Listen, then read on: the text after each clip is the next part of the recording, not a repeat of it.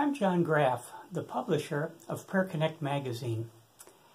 And just a few days from now, one of the most important days of my year is going to take place. That's when pitchers and catchers report to spring training. I am an avid baseball fan and an avid Boston Red Sox fan, and I have just endured a long 5 months of no baseball. So I'm looking forward to that. I'm passionate about it. It's one of the main passions of my life.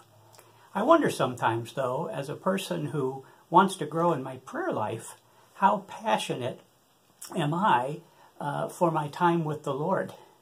And that's an important question. And I continually struggle in that area and want to work on it. One of the things in my life that has been meaningful to me is to remember a great mentor of mine, my grandfather Graff. My grandfather Graff was a businessman in the New York City area back around the time of the Great Depression.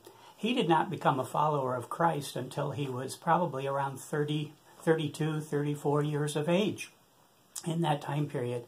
But shortly after he became a believer, he grew in his walk significantly, and he was asked to kind of be a lay pastor of a local church that was out without a pastor, and soon they asked him if he would become their full-time pastor, and he left the business world to become a pastor, and he pastored churches until he was well into his 70s.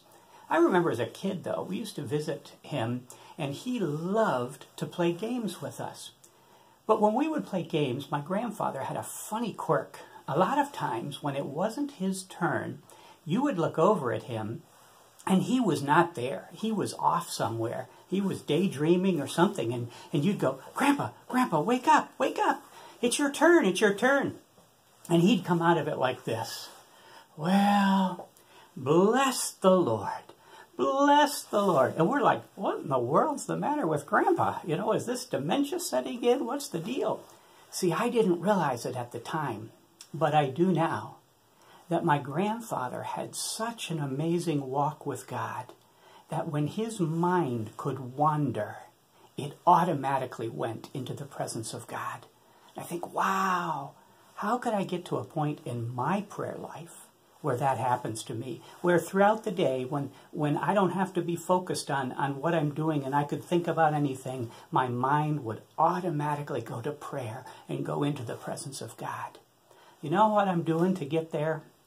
I pray a simple prayer often, when I'm at the traffic light, when I'm eating a bowl of cereal. It could be any time during the day. God, make me hungry for you. Give me a hunger for you.